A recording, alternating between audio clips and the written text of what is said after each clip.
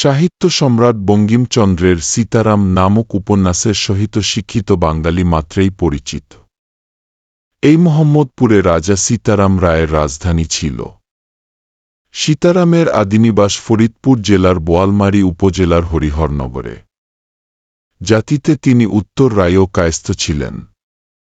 তার পিতা উদয় নারায়ণ প্রথমে রাজমহলে নবাব সরকারে কার্য করিতেন, পরে ভূষণা পরগনায় তহসিলদার পদে নিযুক্ত হইয়া আসেন।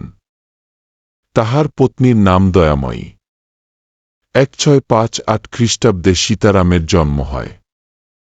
উদয়ন নারায়ণ ক্রমে একটি ক্ষুদ্র তালুক ক্রয় করেন এবং মধুমতী নদীর অপর পারে হরিহরনগরে বাস করিতে থাকেন।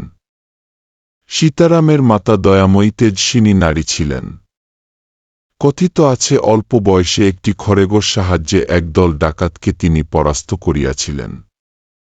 মোহাম্মদপুরে আজও দয়াময়ী তলা নামে একটি স্থান দৃষ্ট হয়। এই স্থানে সীতারামের সময়ে বারোয়ারি উৎসব হইত। সীতারামের অভ্যুত্থান সম্পর্কে নানারূপ কাহিনী প্রচলিত আছে। যাতায়াত মাগুরা সদর হতে 2-8 কিমি দূরে মোহাম্মদপুর উপজেলায় রাজাবাড়ি নামক স্থানে রাজা সীতারাম রায়ের বাড়িটি অবস্থিত। মোহাম্মদপুর বাস স্ট্যান্ড হতে আধা কিলোমিটার উত্তরে পাকা রাস্তার পার্শ্বে রাজবাড়ির অবস্থান। রিক্সা, ভ্যান অথবা পায়ে হেঁটে যাতায়াত করা যায়।